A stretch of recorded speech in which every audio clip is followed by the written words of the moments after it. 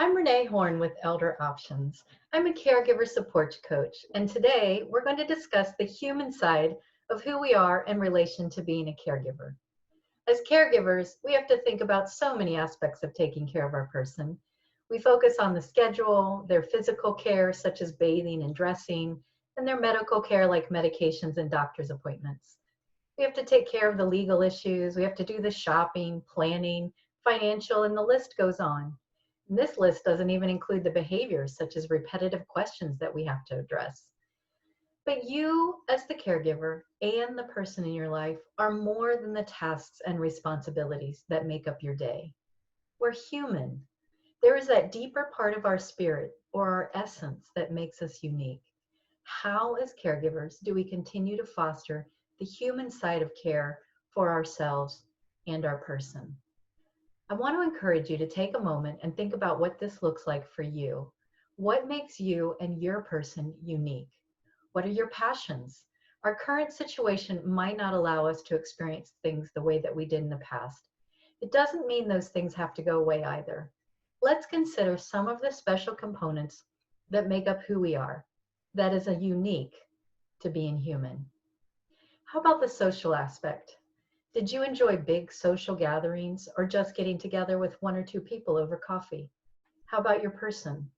Are there creative ways you can pull from those past experiences to still enjoy those social needs while adjusting to changes in your circumstances? If you aren't able to get out, maybe you reach out just to connect by phone.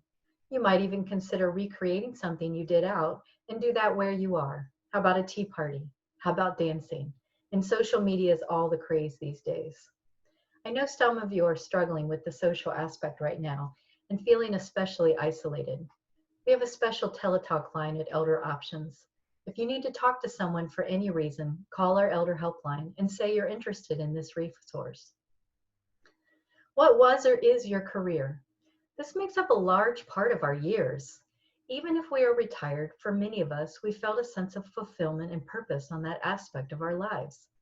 What can you do to foster or reminisce on the career aspect of your life? What was the career for the person you're caring for?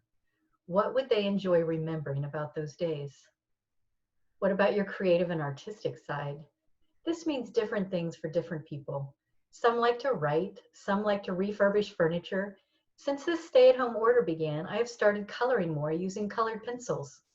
What do you do as a creative outlet? How can you keep an aspect of that love as your circumstances change? Is there a way to keep an aspect of that love while staying at home? Do you enjoy reminiscing on what you've already accomplished? How about what your person enjoyed doing? Don't forget to pull in that passion for them as well. Be creative. That's what your artistic side is good at. I love animals. Many of you have a history of some type of pet in your home over the years. Are you a cat lover or dog lover? I love a nice fish tank. If you aren't able to have a pet now, how can you keep that love of animals today? Do you watch pet videos? It's quite the popular thing to do online these days. You can even find companion pets to purchase for your person. These are run on batteries and respond to touch. These can be a great comfort. Take a tour of a zoo online. There is something about animals that just brings a smile to our faces. I know it does for me. Then there is the educational facet of who we are. Do you and your person desire continued learning? Again, this is different for all of us. Some people like to watch news for new information. Some like research and reading. How about online learning? The caregiver coaches are excited to have transitioned during the stay-at-home order to offering the Savvy Caregiver training in a virtual environment. Elder Options also has other courses available virtually, such as managing your diabetes, Tai Chi, balance classes, Medicare and Shine trainings, and more. Don't be afraid to learn something new. Even a person with dementia can sometimes watch you and pick up and try something new as well. If your person liked to read before but can't now, maybe you read to them. Be open to new styles of learning. I personally enjoy audiobooks. I have found that I understand more complex books when I listen to them versus read them. Enjoy the journey of learning. Many of us have a deep spiritual aspect at the core of who we are. If you do, what does this look like? Are you taking care of your spiritual needs? How about the spiritual needs of the person you're caring for? You may or may not be able to attend services somewhere. Can you watch something online? How about audio options? Can you do some reading to fill yourself up? Prayer, spiritual journaling, singing? I remember doing hospice visits, and one of the individuals I visited had a major anxiety attack while I was there. The caregiver was out for some much needed respite, and the person I was visiting was having hallucinations. I tried to respond to his behaviors, but nothing was working. I started to read to him scripture out of the Psalms. He calmed down. His spirit needed the comfort. Make sure you are feeding that need in yourself and your person. What kind of hobbies do you have? I love to read. I love a good movie. I enjoy learning a new craft. I attempt to keep some plants alive. How about you? What puts a smile on your face? How about fishing or trying a new recipe? Maybe your hobby leans more on the physical side, like taking a walk or a hike. Don't put your hobbies on the back burner. You could garden with potted plants and your person can help. How about scrapbooking, where you help reminisce on the past with your person? There are tons of ideas online on how to do some of your own do-it-yourself projects. What can you do from home? It's not necessarily about the finished product, but about the process. What did you and your person like to do before? How can you convert that to your current situation? Think outside the box. One of my favorite things to remember when I'm stressed and need to pull back from the tedious to the fun is to remember laughter. We need humor in our lives. When interacting with a woman with dementia who I was spending the afternoon with, she had lost a lot of her verbal skills. That didn't stop us from communicating and laughing and joking. Watching news can add to anxiety for some. How about watching an old comedy together?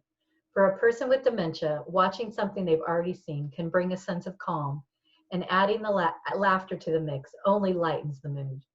You can pull up old radio shows online and listen to some of the golden oldies like George and Gracie. How about Bob Hope, Don Rickles, or Jerry Lewis?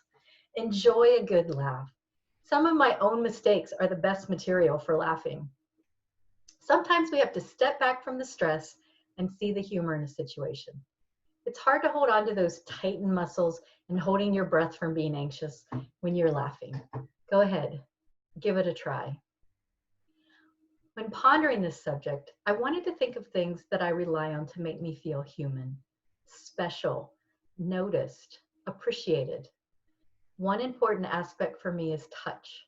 I need human contact in the form of a kind gesture. This can be someone putting their hand on my shoulder, holding my hand, or a good hug. We are all unique in how we want to be touched and how we reach out to others. What is that need for you? What is that need for your person? We can get caught up in the busyness of the physical care that we forget the physical care. Yes, I meant to say it that way. We can get caught up in the busyness of the physical care that we forget the physical care. So go ahead, build in those moments in your day to reach out and touch someone. And if your person is still able, it's okay to ask them to give you a hug too. And speaking of reaching out to others, what about what you like to do as a volunteer to help others? I've been sending more cards lately. I even combined my enjoyment of coloring to using those pictures as my cards. What can you do to reach out to help others? This is also a huge part of being human, the selfless part of who we are. For many of you, your whole world is being selfless as you are being a caregiver. If that is the season you are in, embrace it. If you miss some of the other things you did as a volunteer or to reach out to others, why not work with your person to still do things for others? Some are making masks to donate. How about letters to our military folks overseas? How about notes and cards to those in a long-term care facility? Helping others always brings a smile to my face. One of the most powerful ways to tap into the deepest essence of who you are is through music. For a person with dementia, listening to music from their past can transform them. I highly recommend a documentary called Alive Inside. But this isn't just about your person. This is about you as a caregiver. What music lifts you up? What music makes your toes tap?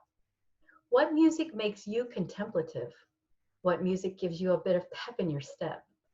Dancing with your person is one of the best forms of exercise for them because you are giving them support and you are enjoying an activity together. For your person, think about the music they experienced in their late teens and early 20s. Watch them come alive. Allow yourself to come alive with music. I have my go-to songs that allow me to slow down and smile. One of my go-tos is Louis Armstrong's What a Wonderful World. I want to hold on to this being a wonderful world because I remember to enjoy the beauty around me. Sometimes we have to search for it. I remember a scene from a book where a mentor was helping teach a young man. The mentor told him to walk to his house every day. When he arrived at the mentor's home, he would ask him what he saw. For many days, the young man replied, "Nothing."